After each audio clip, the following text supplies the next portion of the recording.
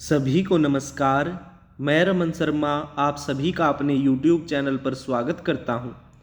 अगर आप इस चैनल पर नए हैं तो चैनल को सब्सक्राइब करें, वीडियोस को लाइक, कमेंट और शेयर करें। हमारा उद्देश्य समाज के उन नौजवान साथियों को मुफ्त शिक्षा उपलब्ध करवाना है जो आर्थिक तंगी या अन्य किसी पारिवारिक समस्या के कारण कोचिंग नहीं ले पा रहे हैं। आज हम वनस्पति विज्ञान यानी बॉटनी के अंतर्गत लाइकेन के बारे में अध्ययन करेंगे। यह एक मोस्ट इम्पोर्टेंट टॉपिक है। काफ़ी बार एग्जाम्स में इस टॉपिक से क्वेश्चन पूछे गए हैं और आगे भी पूछे जाएंगे, तो समय को ज़्यादा खराब न करते हुए आगे बढ़ते हैं। सबसे पहले बात करें, लाइकेन शब्द का सर्वप्रथम प्रयोग किसने किया था? तो थियोफ्रेस्टस ने किया था। अब हम थियोफ्रेस्टस के बारे में पहले पढ़ चुके हैं। थियोफ्रेस्टस कौन है? थियोफ्रेस्टस वनस्पति विज्ञान का जनक है, यानी फादर ऑफ बॉटनी कौन है? थियोफ्रेस्टस है। नेक्स्ट, लाइकेन का अध्ययन क्या कहलाता है, या स्टडी ऑफ लाइकेन क्या कहलाता है? लाइकेनोलॉजी कहलाता है। नेक्स्ट, लाइकेन कवक जिसे हम फंजाई या फंजी बोलते हैं या फंगी बोलते हैं, तथा शैवाल जिसे एल्गे कहते हैं, दोनों से मिलकर बनता है। यानी कवक और शैवाल, फंगी और एल्गी दोनों आपस में मिलकर किसका निर्माण करते हैं? लाइकेन का निर्माण करते हैं। लाइकेन के शरीर का अधिकांश भाग किसका बना होता है? कवक यानी फंजाई का बना होता है। नेक्स्ट आगे बढ़ते हैं। लाइकेन में कवक तथा शैवाल का संबंध परस्पर सहजीवी यानी सिम्बायोटिक जैसा होता है। कवक जल, खनिज, लवण, विटामिन आदि शैवाल को देता है और बदले में शैवाल प्रकाश संश्लेषण यानी फोटोसिंथेसिस की क्रिया द्वारा कार्बोहाइड्रेट का निर्माण करके कवक को देता है। अब यहाँ समझने वाली बात यह है कि लाइकेन दो चीजों से मिलकर बनता है, एक कवक और दूसरा शैवाल। कवक और शैवाल का संबंध आपस में सहजीवी यानी सिम्बायोटिक जैसा होता है, यानी ये पति पत्नी के जैसे होते हैं। जैसे हस्बैंड बाहर जाता है कमाने के लिए, वहां से कमा के लाता है और कमाने के बाद उस पैसे से सब्जियां खरीदता है, आटा खरीदता है और घर पे लाके अपनी वाइफ को देता है, और वो वाइफ उस आटे से उन सब्जियों को प्रोसेस्ड करके खाना बनाती है और अपने हस्बैंड को खाना खिलाती है। उसी प्रकार से जो कवक है वह शैवाल को क्या ला कर देता है? जल, खनिज, लवण और विटामिन। और शैवाल क्या करता है? प्रकाश संश्लेषण की क्रिया द्वारा उसका भोजन बनाता है, जिससे कार्बोहाइड्रेट बनता है और वह कवक को देता है। नेक्स्ट, कवक व शैवाल के बीच सहजीवी संबंध को क्या कहा जाता है? हैलोटिज्म, यानी क्या कहा जाता है? हैलोटिज्म कहा जाता है। नेक्स्ट क्वेश्चन की तरफ बढ़ते हैं। अब बात करते हैं लाइकेन कहाँ कहाँ पाया जाता है।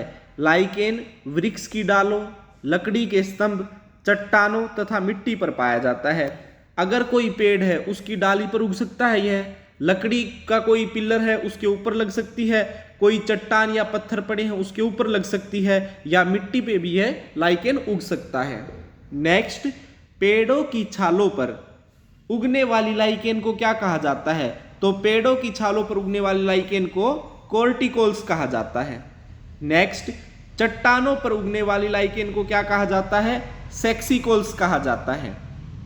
नेक्स्ट क्वेश्चन, आकार व संरचना के आधार पर लाइकेन कितने प्रकार का होता है? 3 प्रकार का होता है। और वो 3 प्रकार कौन कौन से हैं? क्रस्टोस, फोलियोज और फ्रूटिकोज, ये 3 प्रकार हैं। नेक्स्ट क्वेश्चन की तरफ बढ़ते हैं। अब बात करते हैं लाइकेन में प्रजनन कितने प्रकार का होता है। तो लाइकेन में जो रिप्रोडक्शन होता है वह 3 प्रकार का होता है। और वो 3 प्रकार कौन कौन से हैं? कायिक, लैंगिक और अलैंगिक। नेक्स्ट, लाइकेन वायु प्रदूषण के संकेतक होते हैं। जहां वायु प्रदूषण अधिक होता है वहां पर लाइकेन नहीं उगते हैं। कहने का अर्थ यह है कि ऐसी जगह जहां पर लाइकेन नहीं उगते वहां पर क्या होता है? वायु प्रदूषण होता है, एयर पोल्यूशन होता है। SO2 प्रदूषण का सर्वोत्तम सूचक क्या है? लाइकेन है। SO2 बोले तो सल्फर डाइऑक्साइड, यानी जब भी हवा के अंदर सल्फर डाइऑक्साइड की मात्रा बढ़ जाती है तो क्या होता है? वायु प्रदूषण होता है और उसके कारण लाइकेन वहां पर नहीं उगता है। नेक्स्ट, आर्चिल, लेक नोरा, ये दो प्रकार के लाइकेन हैं। आर्चिल और लेक नोरा से नीला रंग प्राप्त किया जाता है। तो क्वेश्चन पूछेगा कि निम्नलिखित में से किस लाइकेन से नीला रंग प्राप्त किया जाता है? आर्चिल और लेक नोरा से प्राप्त किया जाता है। नेक्स्ट, रोसेला लाइकेन से प्रयोगशाला में प्रयोग होने वाला लिटमस पेपर प्राप्त किया जाता है। तो क्वेश्चन पूछेगा कि प्रयोगशाला में प्रयोग होने वाला लिटमस पेपर किस लाइकेन के द्वारा प्राप्त किया जाता है? रोसेला लाइकेन द्वारा प्राप्त किया जाता है। मोस्ट इंपॉर्टेंट क्वेश्चंस हैं, काफी बार एग्जाम्स में पूछे गए हैं और दोबारा पूछने के भी बहुत से चांसेस बनते हैं। नेक्स्ट क्वेश्चन, इत्र यानी जिसे आप परफ्यूम बोलते हैं, इत्र बनाने में प्रयोग होने वाले लाइकेन कौन कौन से हैं? वो 3 ऐसे लाइकेन हैं जिनसे इत्र बनता है, वो है लोबेरिया, इर्वेनिया और रेमेनिला। नेक्स्ट क्वेश्चन, मिर्गी की दवा, आपने सुना होगा कि कई लोगों को मिर्गी के दौरे पड़ते हैं तो उसकी दवा बनती है। तो मिर्गी की दवा बनाने में उपयोग होने वाला लाइकेन कौन सा है?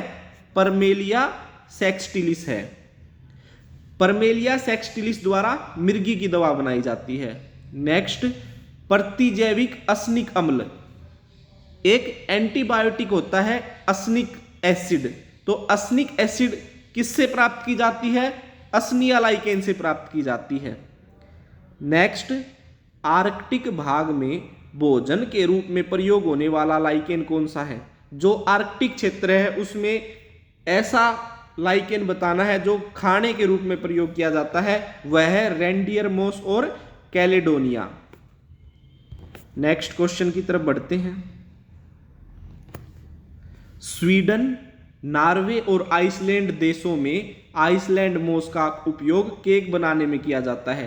क्वेश्चन पूछा जाएगा कि स्वीडन, नॉर्वे तथा आइसलैंड जैसे यूरोपीय देशों में किस लाइकेन का प्रयोग केक बनाने में किया जाता है? तो वो है आइसलैंड मोस। नेक्स्ट, जापान के निवासी इंडोकार्पन, इंडोकार्पन या एंडोकार्पन भी बोल सकते हैं इसे, का उपयोग सब्जी के रूप में करते हैं। तो क्वेश्चन पूछा जाएगा कि जापान के निवासी किस लाइकेन का प्रयोग सब्जी के रूप में करते हैं? तो एंडोकार्पन का करते हैं। नेक्स्ट क्वेश्चन, दक्षिण भारत में परमेलिया का उपयोग सालन, जिसे हम कढ़ी बोलते हैं, कढ़ी बनाने में किया जाता है, तो वो है परमेलिया। क्वेश्चन किस प्रकार से पूछेगा? दक्षिण भारत में किस लाइकेन का प्रयोग कढ़ी बनाने में किया जाता है? परमेलिया का प्रयोग किया जाता है। आशा करता हूं आपको ये सभी क्वेश्चन अच्छे से समझ में आ गए होंगे। इन्हें आप अच्छे से याद कर लीजिएगा। धन्यवाद। जय हिंद, जय भारत।